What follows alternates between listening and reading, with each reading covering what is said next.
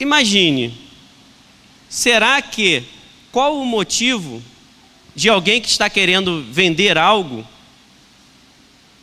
né, não mostra os dentes, por exemplo, do cavalo que ele está vendendo?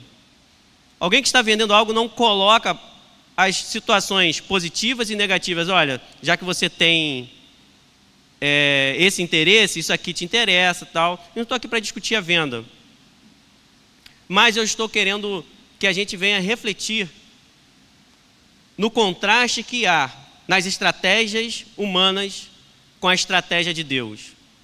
O contraste que existe de quando eu tenho que defender algo que é bom, mas não necessariamente é como esse vídeo que nós acabamos de ver ali.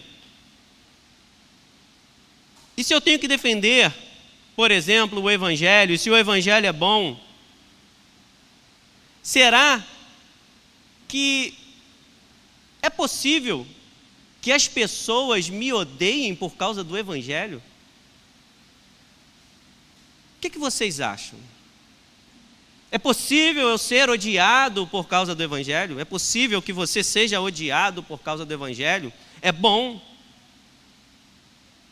Mas não é tudo verde? Não é tudo maravilhoso no Evangelho?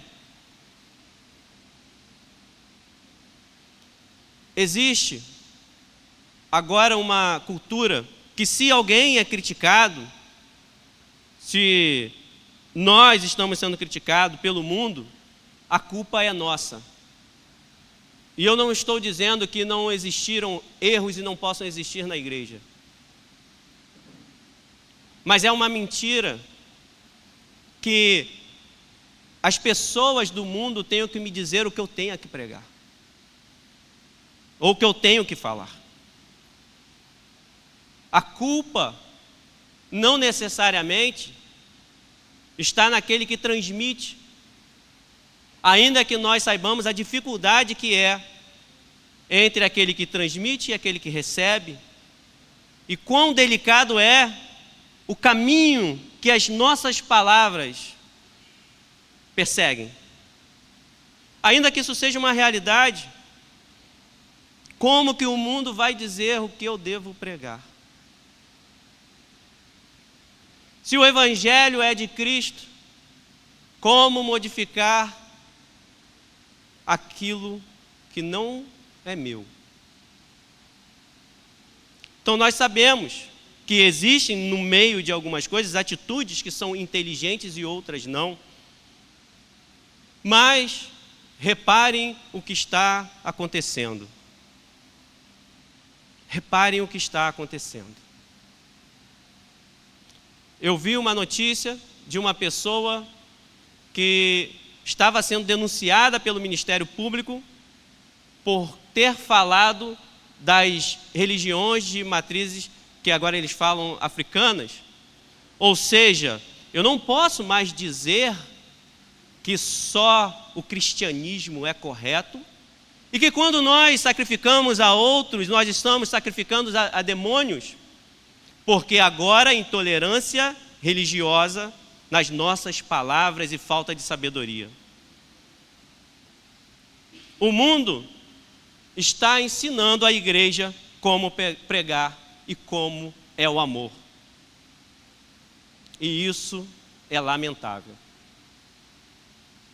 Eu pergunto, como pode quem não tem o amor ensinar o amor? O amor de Cristo é algo poderoso, sobrenatural, e não é natural. Nós não podemos ter esse amor senão pelo Espírito Santo de Deus. A igreja é o que o mundo tem de mais poderoso. E é a igreja cristã, evangélica, protestante, em que denunciamos a idolatria e passamos a viver em verdade e novidade de vida. Como pode quem vive mergulhado no pecado ensinando como eu devo abordar. Conhecimento humano que pode ser aproveitado, e eu posso dizer que o estudo é algo e uma ferramenta poderosa também para ser usada nas mãos de Deus e para a sua capacitação para viver, mas não substitua o Espírito. Como pode pessoas que não têm o Espírito Santo ditar o tempero da pregação?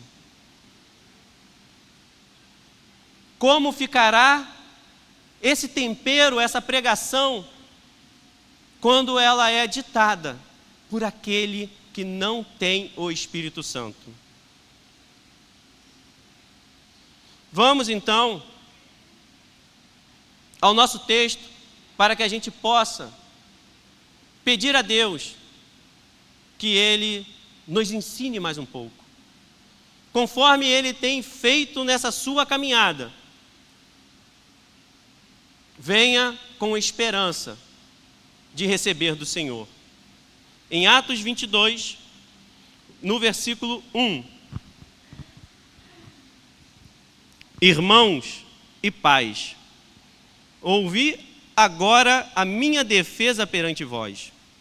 Quando ouviram que lhes falava em língua hebraica, guardaram ainda maior silêncio e continuou: eu sou judeu, nasci em Tarso da Cilícia, pois criei-me nesta cidade e aqui fui instruído aos pés de Gamaliel, segundo a exatidão da lei dos nossos antepassados, sendo zeloso para com Deus, assim como todos vós o sois no dia de hoje. Persegui este caminho até a morte, prendendo e metendo em cárceres homens e mulheres, de que são testemunhas o sumo sacerdote e todos os anciãos. Destes, recebi cartas para os irmãos e ia para Damasco, no propósito de trazer, manietados, para Jerusalém os que também lá estivessem, para serem punidos. Ora, aconteceu que, indo de caminho e já perto de Damasco, quase ao meio-dia, repentinamente, grande luz do céu brilhou ao redor de mim. Então, caí por terra, ouvindo uma voz que me dizia: Saulo, Saulo, por que me persegues? Perguntei: quem és tu, Senhor? Ao que me respondeu: eu sou Jesus, o Nazareno, a quem tu persegues. Os que estavam comigo viram a luz, sem contudo perceberem o sentido da voz de quem falava comigo. Então, perguntei: que farei, Senhor? E o Senhor me disse: levanta-te, entra em Damasco, pois ali te dirão acerca de tudo o que te é ordenado fazer. Tendo ficado cego por causa do fulgor daquela luz, guiado pela mão dos que estavam comigo, cheguei a Damasco. Um homem chamado Ananias, piedoso conforme a lei, tendo bom testemunho de todos os judeus que ali moravam, veio procurar-me e, pondo-se junto a mim, disse: Saulo, irmão, recebe novamente a vista. Nessa mesma hora, recobrei a vista e olhei para ele.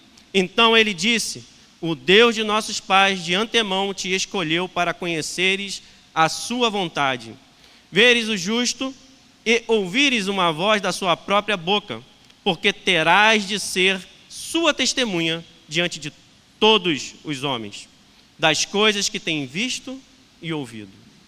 Vamos orar. Senhor, nós te agradecemos e pedimos para que venha falar conosco.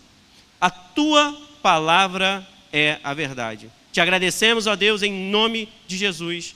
Amém. Paulo aqui está se defendendo perante o povo judeu. Teve um grande tumulto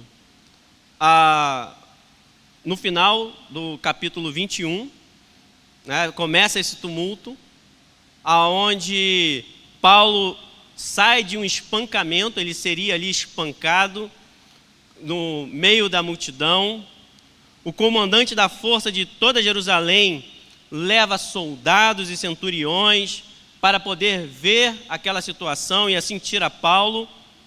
Paulo fala em grego com esse comandante, né? Vamos lembrar disso, ele fala em grego com esse comandante, que se surpreende com isso, pensando até, ele não estava sabendo de nada, lembrem que ele não sabia de nada, queria saber o que estava acontecendo, por que aquele homem estava sendo condenado pelas pessoas que ali estavam, o que aquele homem fez? O confundiu, inclusive, com um egípcio ao ouvir falar em grego, que tinha feito uma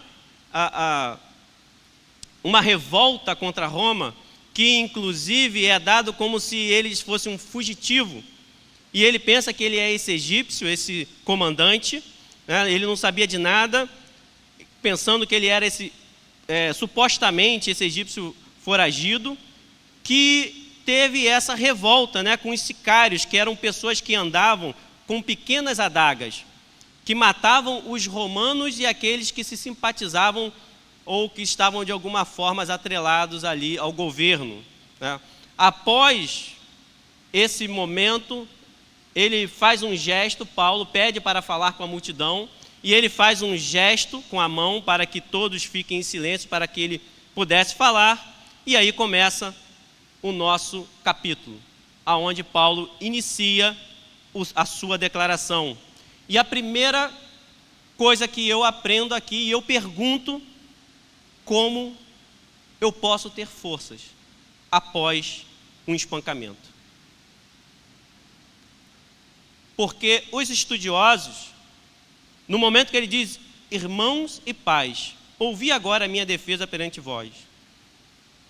Os estudiosos consideram improvável alguém que acabou de ser salvo de um espancamento conseguir falar para a mesma multidão, naquele mesmo alvoroço. Pensem nisso, tá? Aquele alvoroço, no mesmo instante, ele saiu daquele espancamento e, ao mesmo tempo, ele ter forças.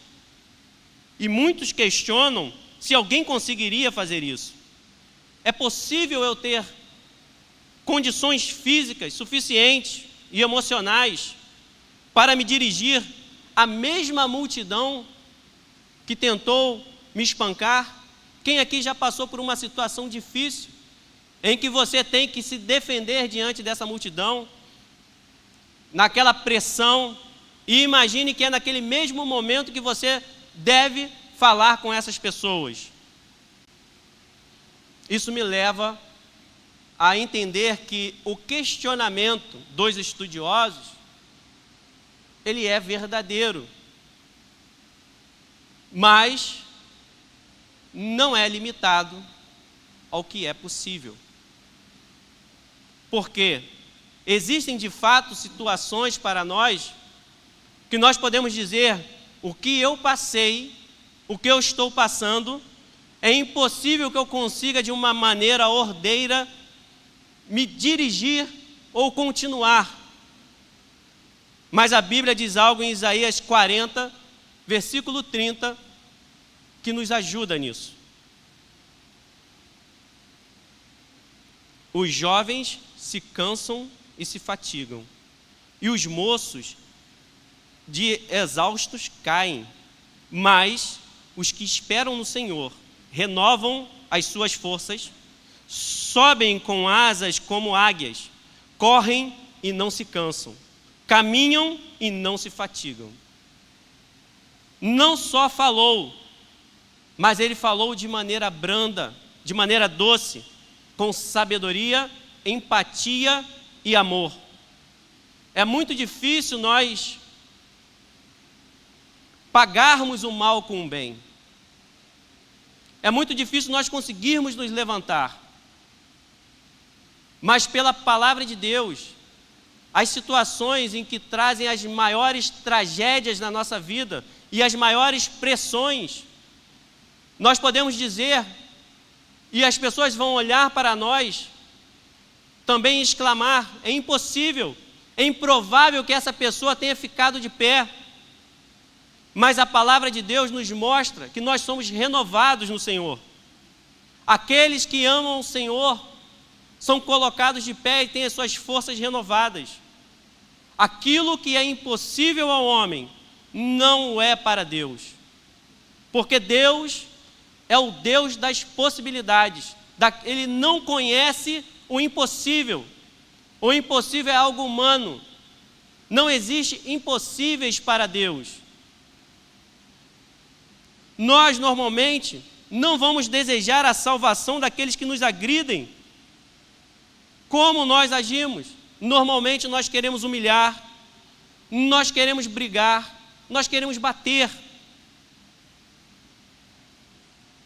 Mas ao mesmo tempo, pelo poder do Evangelho, é importante nós entendermos que amar não quer dizer que nós devemos negociar a verdade.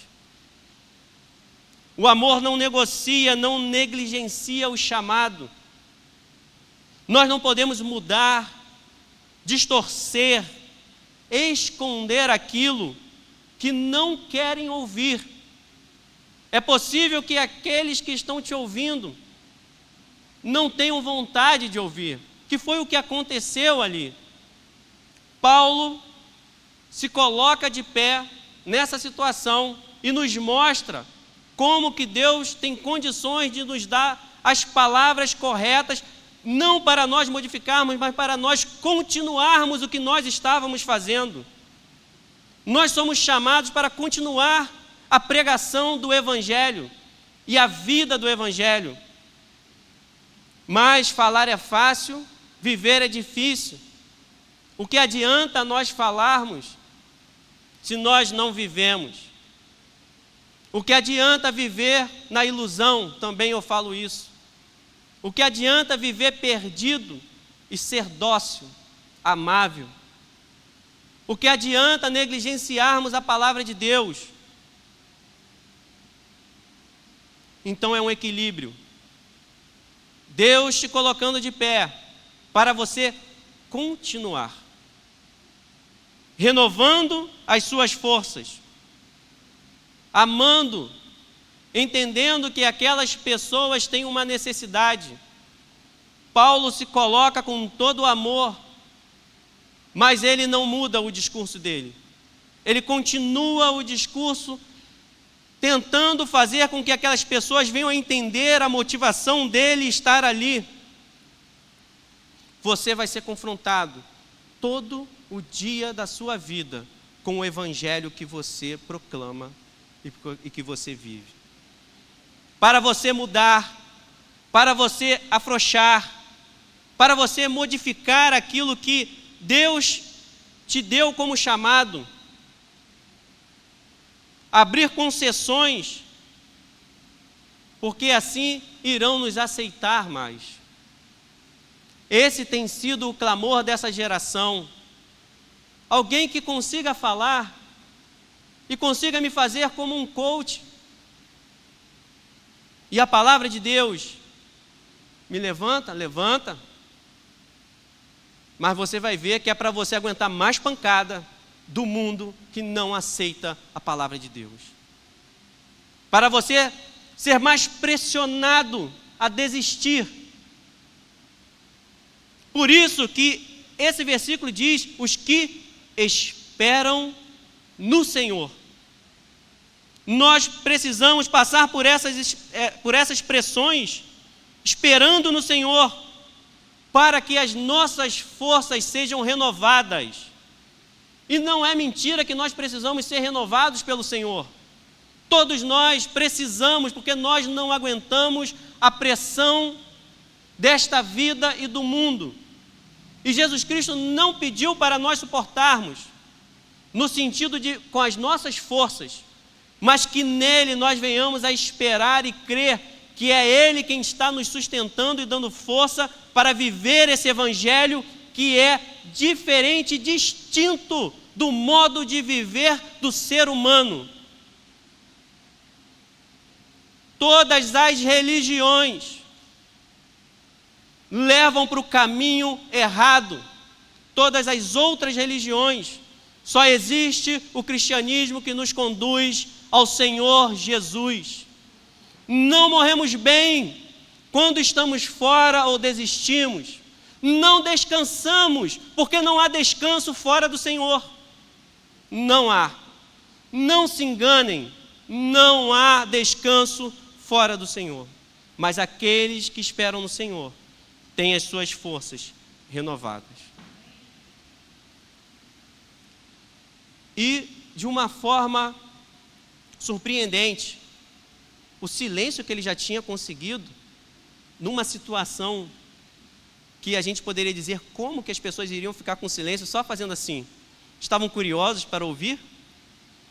Eu não sei, mas eu sei que Deus agiu. É assim na nossa vida. Situações em que você vai levantar a mão, porque você está adorando o Senhor.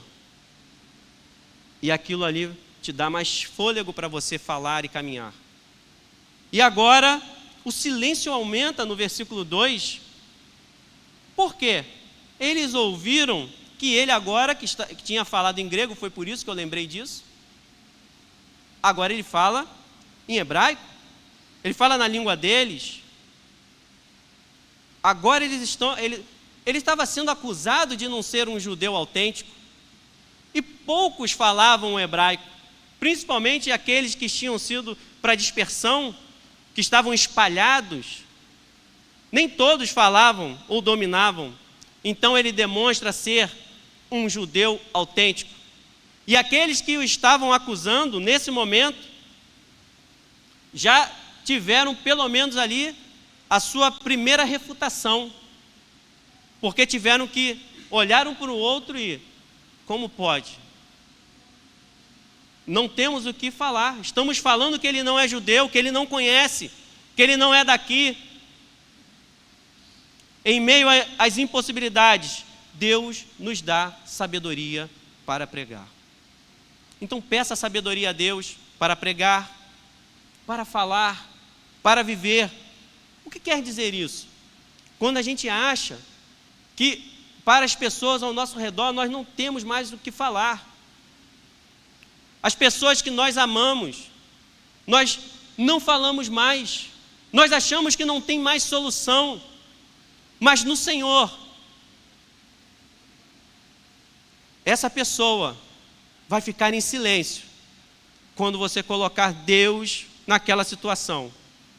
E isso quer dizer continuar a pregar o Evangelho. É importante se manter firme no propósito de Deus para com as pessoas que estão no mundo, que estão perdidas. Os meios que nós temos junto com a direção de Deus. Ele foi sábio, se aproximou deles mostrando, percebam, ao mesmo tempo já era a primeira refutação, mas não importa o método em que nós iremos falar, e sim o conteúdo. Porém, o conteúdo precisa estar intacto. Nem todos ali falavam aramaico, talvez grego. A escolha do idioma foi a primeira refutação que ele fez para os que ali estavam. Da mesma forma, trouxe uma abertura inicial. Mas eu quero destacar que quando ele fez isso, ele continuou. O que eu quero dizer com esse continuou? Nós não podemos finalizar a nossa mensagem no método. Fala de uma maneira maravilhosa. É uma pessoa que agrada na maneira como fala. Ou você está fazendo algum evento. Você não pode finalizar a mensagem no método, porque não é suficiente. A mensagem é tudo. Método sem mensagem fecha a igreja. É como se não tivesse igreja. Aquele evento não vale de nada. Ele continuou, e ele continua a sua defesa. Ele, no versículo 3, ele fala do seu nascimento, da sua criação e a infância dele. E ele fala do seu estudo aos pés de Gamaliel. Era como se fosse a mais certinha naquilo ali. E ele fala do seu passado, e desta maneira ele se coloca lado a lado, dizendo: eu também fiz isso aí, que vocês estão fazendo. Então eu conheço o que vocês estão fazendo aí. Esse zelo, agora o mesmo zelo que vocês têm, eu tive. E olha com quem eu estudei. Com o que tem de melhor. Isso nos leva a mais um aprendizado.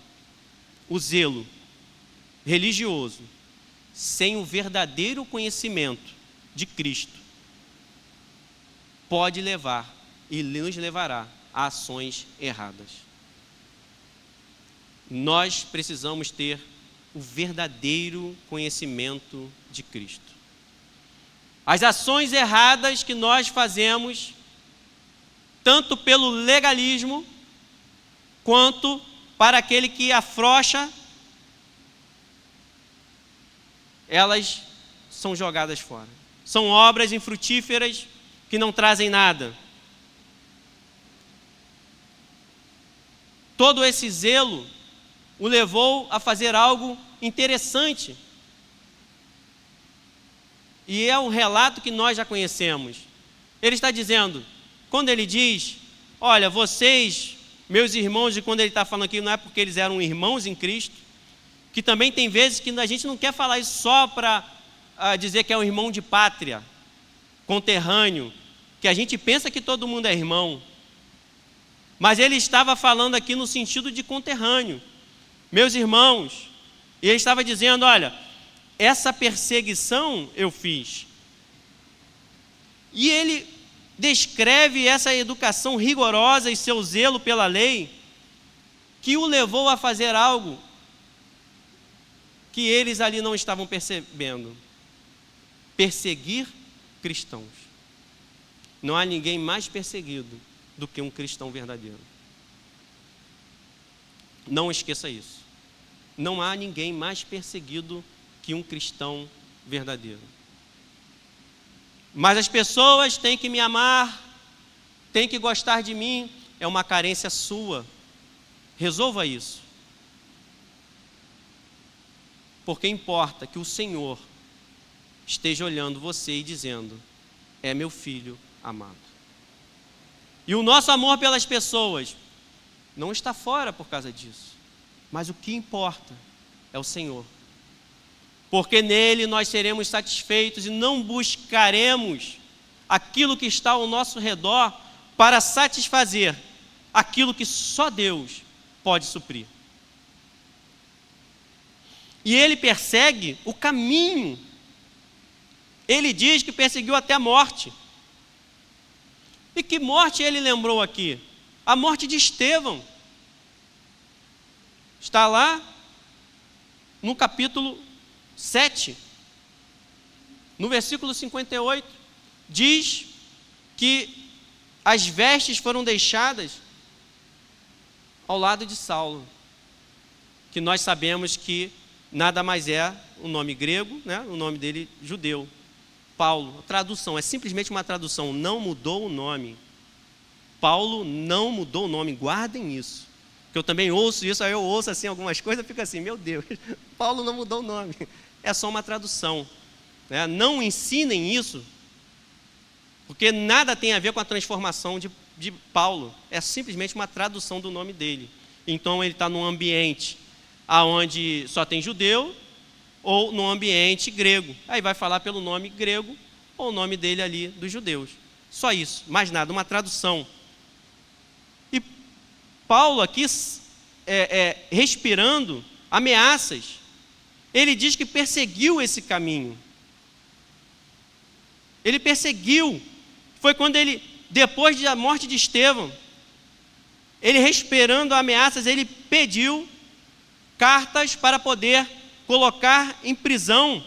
E diz assim no versículo 1 do capítulo 9, olha o que diz: e metendo em cárceres homens e mulheres, sem distinção.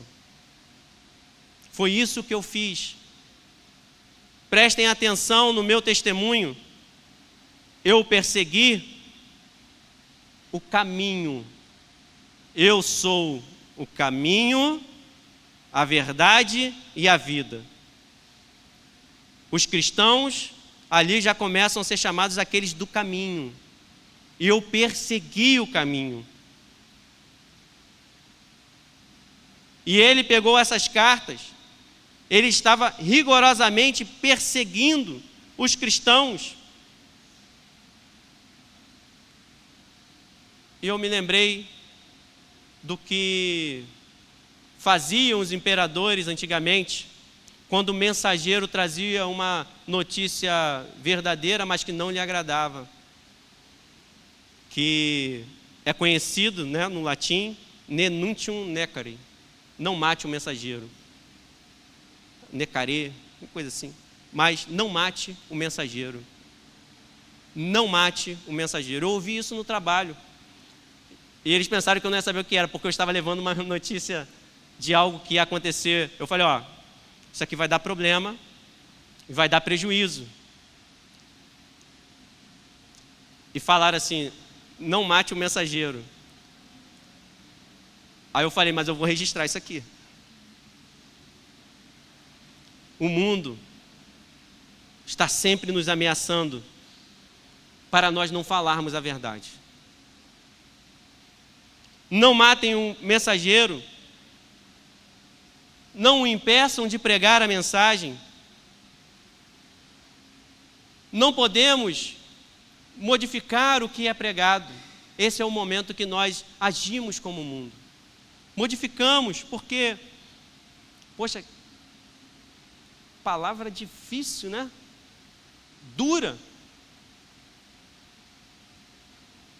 Nós mandamos matar os mensageiros, e tem-se feito muito isso nos dias atuais e durante décadas, quando nós não aceitamos verdades claras das Escrituras.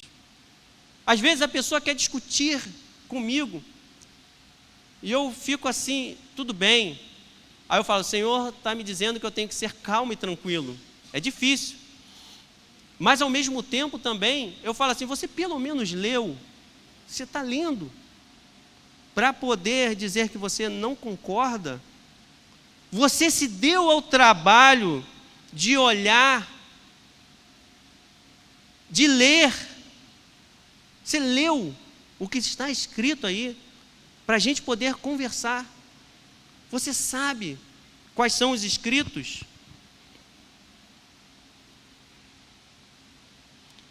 Nós matamos o mensageiro quando nós falamos de assuntos irrelevantes e que não transformam. Quando não há confronto contra as nossas mazelas e ações erradas. Fazemos coisas erradas e seguimos a vida. E a igreja se torna um clube social.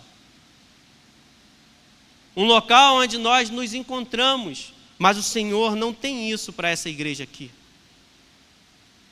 E não tem isso para ninguém. O Senhor, quando colocado do lado de fora, Ele bate a porta para poder entrar. E não se engane que Jesus pode ficar do lado de fora de uma igreja. E Ele bate a porta da igreja. E aquele que abre, Ele entra e ceia com Ele. Jesus nunca desiste da sua igreja, ainda que a igreja caminhe de forma distante dele. Ficar longe. Jesus está sempre batendo a porta. Não mate o mensageiro.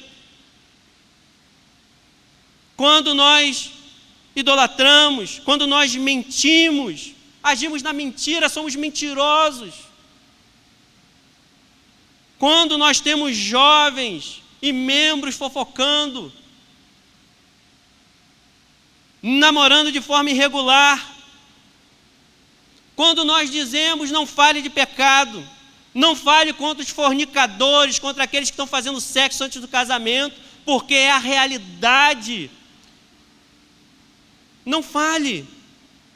Não fale que essa geração está decadente moralmente.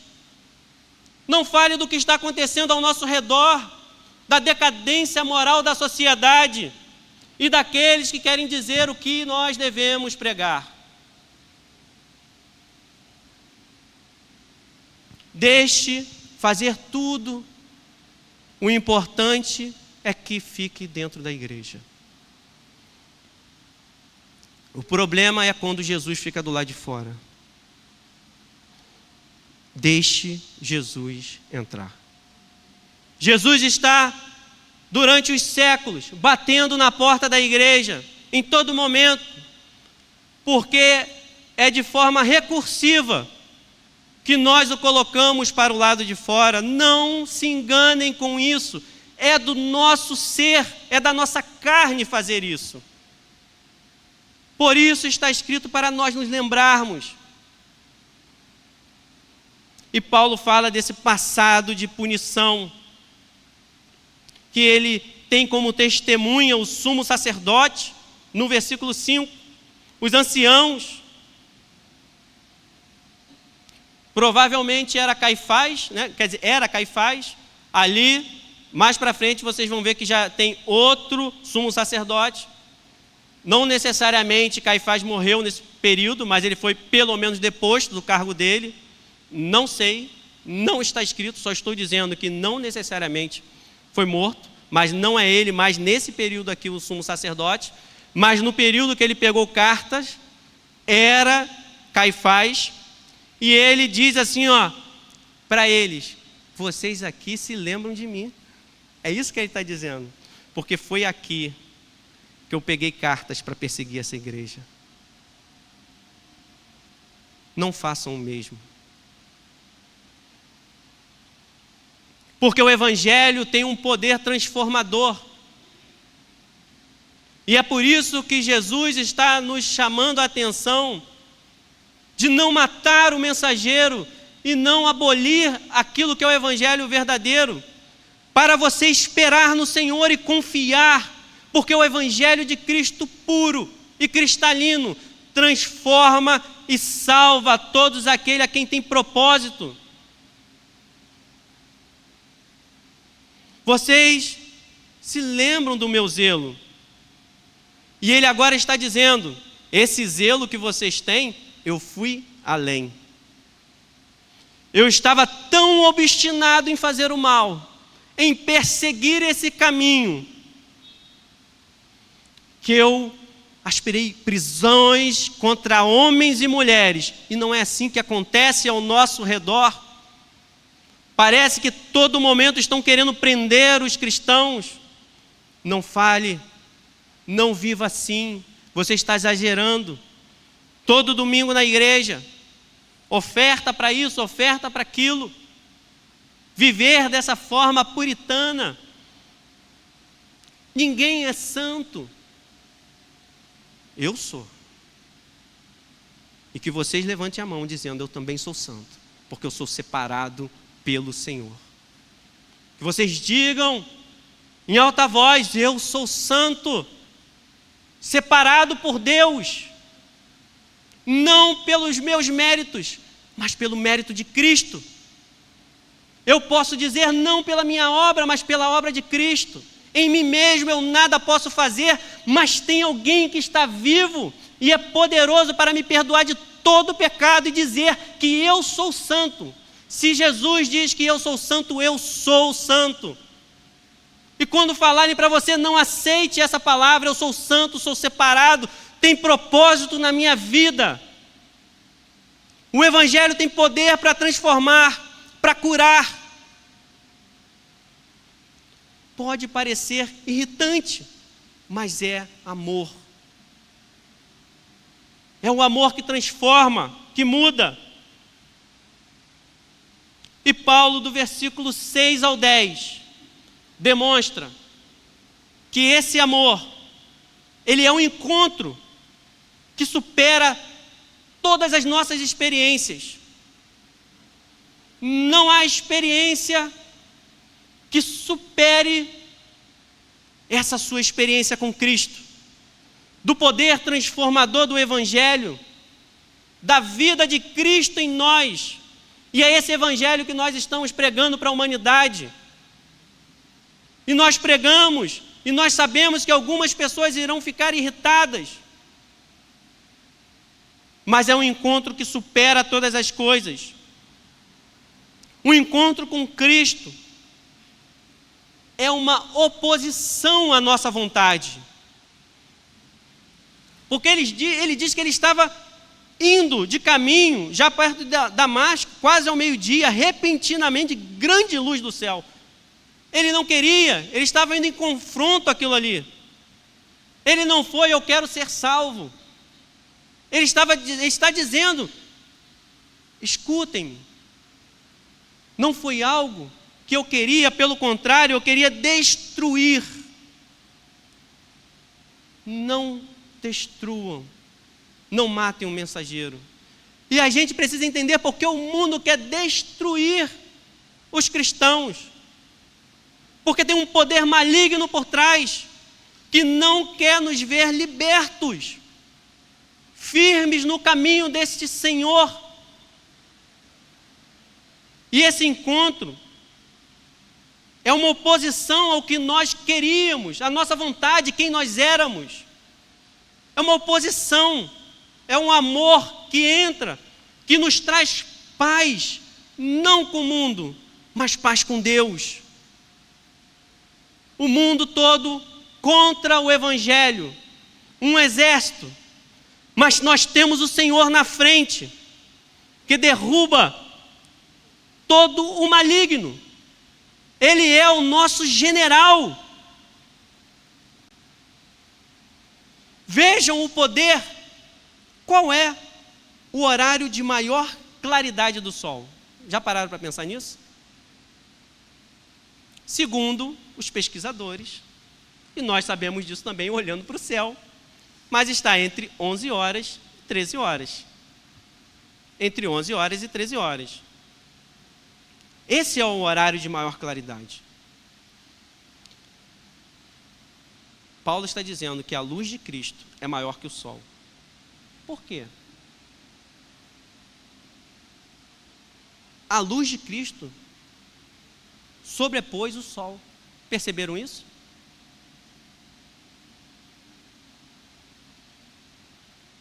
A luz de Cristo foi mais forte do que o sol.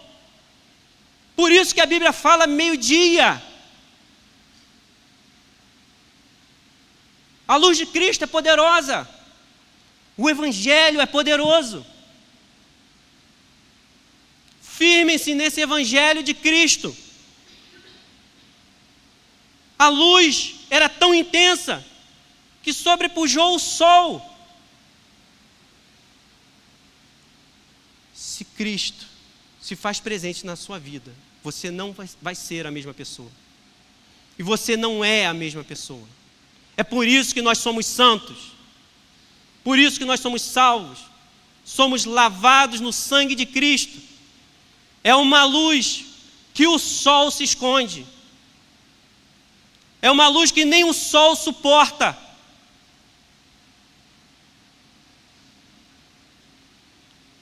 O milagre foi em meio à luz do sol. E é impressionante nós também pararmos para pensar que, mesmo de dia, Paulo não estava enxergando. E com a vista aberta, Paulo não enxergava. Está querendo dizer que não tem luz fora de Cristo. Não tem salvação longe de Cristo. Não existe quem possa iluminar a nossa vida senão Cristo. Não existe quem pode nos curar, nos salvar, nos libertar, senão Cristo. Não tem nada que venha sobrepor Cristo na nossa vida. A luz de Cristo é tudo. Quando essa luz nos alcança, é certo que haverá mudança. Nós não seremos a mesma pessoa. Não seremos. Essa luz nos mostra o quão cegos nós somos. E ao mesmo tempo, na cegueira, Paulo contemplou o seu verdadeiro estado. durante a cegueira que ele conseguiu enxergar o que ele estava fazendo. O perdido pensa que enxerga, mas está cego. Por isso, não é falta de amor, eu só estou explicando. O mundo não pode me dizer o que é salvação, não tem condições, porque nem o sol o faz enxergar. Só tem um que pode nos fazer enxergar, que é Cristo. Nós somos um povo distinto. O perdido, ele pensa que ouve, mas está surdo. Ele pensa que sente, mas está insensível. Morto não sente nada. Já viu morto reagir a estímulos? Ele não sente. O perdido pensa que está vivo, mas está morto. Quando a luz de Cristo brilha na sua vida, o que acontece? Mortos ressuscitam. Cadeias são derrubadas. Vidas são salvas. Quem segue a Cristo é perseguido. Mas o verdadeiro perseguido é Cristo. Paulo relata no 7 e no 8 sobre essa perseguição que ele fez, sobre essa luz.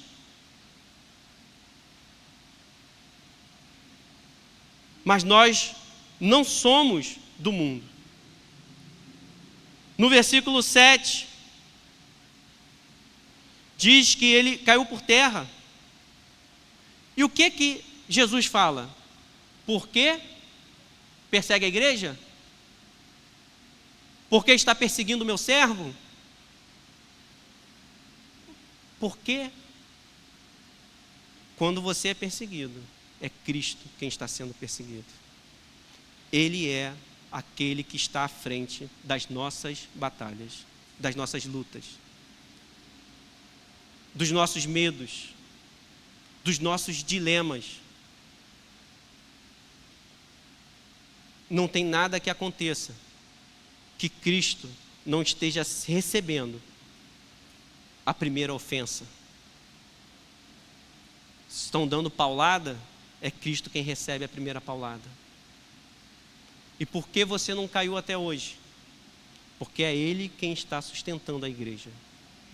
Porque a igreja existe no meio de tanta perseguição, por causa desse evangelho que é poderoso para libertar. O evangelho é amor, não é opressor.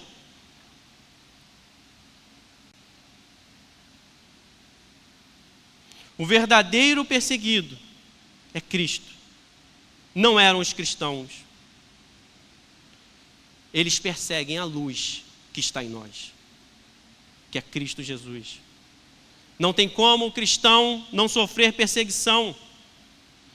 E há motivos para essa perseguição dos que seguem o caminho.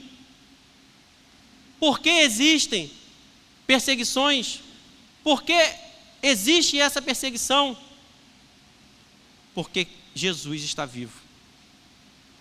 Ele vive e está no meio de nós. Por isso nós somos perseguidos. Mas nós não desanimamos. Mas nós não desfalecemos. Às vezes ficamos tristes. Às vezes somos afetados. E Cristo não está falando que isso não acontece. Mas nós precisamos ter a certeza de que Cristo está conosco, para saber que Ele é poderoso para transformar as situações ao nosso redor, na nossa vida, no nosso trabalho, nos nossos projetos, com os nossos amigos, com a nossa família. Pode ser desagradável, mas essa luz nós não podemos abandonar.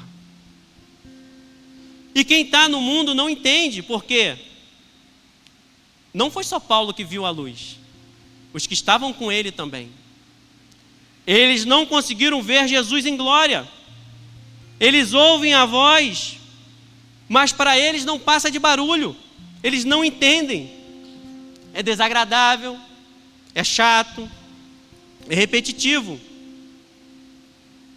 Não conseguem sentir porque estão mortos. Não se surpreenda com a rejeição do mundo. O que importa é que você entendeu a mensagem do Senhor para você.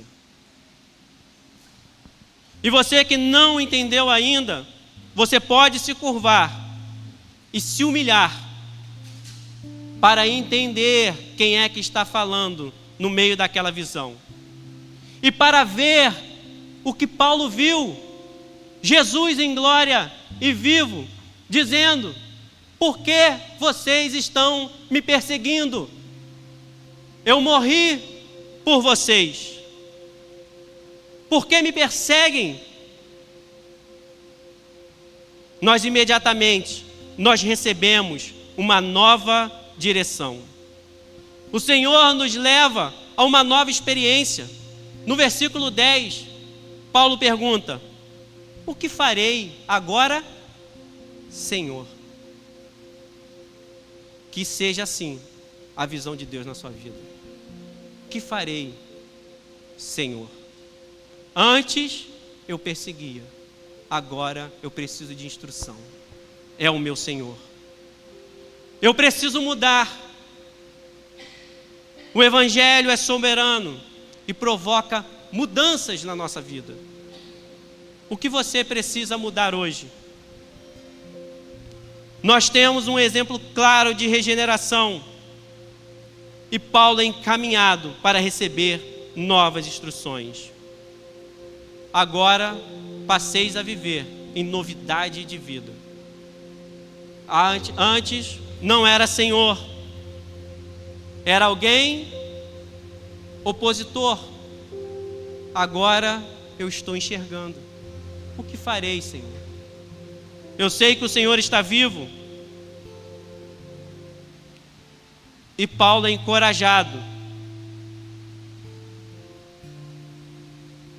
No versículo 15: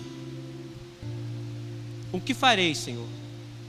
Porque terás de ser sua testemunha diante de todos os homens, das coisas que tem visto e você ouviu. Aquilo que você ouviu do Senhor, passe adiante. Aquilo que você recebeu do Senhor, seja o que você vai passar adiante. O Senhor é maior do que todas as coisas. Entregue nesse momento tudo o que você vai fazer ao Senhor. Receba dele poder para caminhar. Reflita sobre a sua própria vida.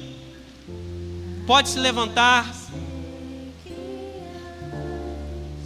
Reconheça o poder transformador do Evangelho. Seja transformado pela graça de Deus.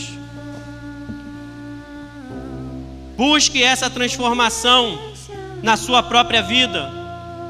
O Evangelho é soberano e é poderoso para transformar vidas. Ele é poderoso para transformar a sua vida. Seja uma testemunha fiel ao Senhor. Diga: Senhor, eu estou aqui para te adorar, ó Deus. Clame ao Senhor: Senhor, eu estou aqui, a minha vida é tua, Deus. Esse evangelho da paz, ó Deus, eu recebo, que traz paz contigo, Senhor.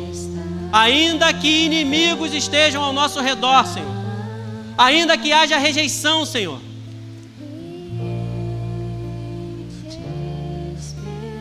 espere no Senhor e as suas forças serão renovadas. Você terá novas forças para caminhar e Deus te levantará, como está dizendo nesse louvor.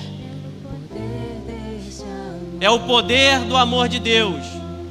Senhor, que a tua graça venha estar com cada um aqui, ó Deus. aquele que está em casa, Senhor. Que nós podemos, ó Deus, ver a Tua face, Senhor. Clamar a Ti, ó Deus, confiando, perseverando no caminho. Antes perseguidor, agora dizendo: o que farei, Senhor? Não saia sem perguntar ao Senhor: o que farei, Senhor? Prepara-me, Senhor, para fazer Tua vontade, vivendo cada dia, pelo poder desse amor.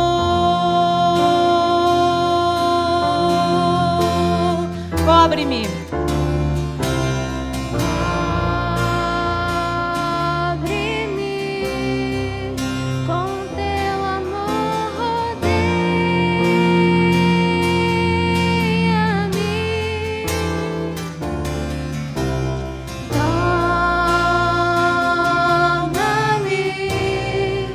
Contigo eu quero estar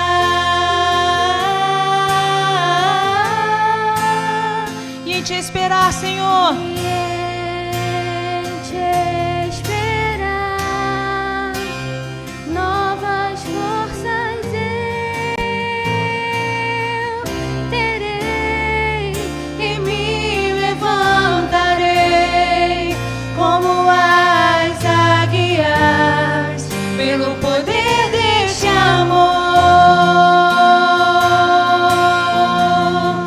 Aleluia. Diga, igreja, cante como uma oração. Diga: Senhor, me rodeie com teu amor, porque eu quero esperar em ti. Aleluia.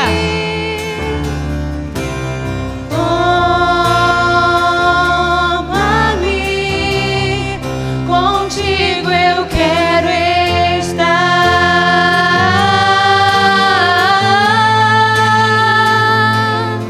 e em te esperar, novas forças eu terei e me levantarei como as águias, pelo poder deste amor,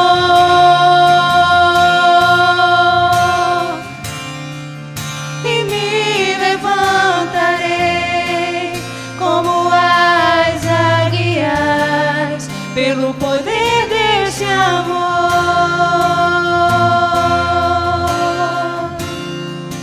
e me levantarei como as águias, pelo poder desse amor.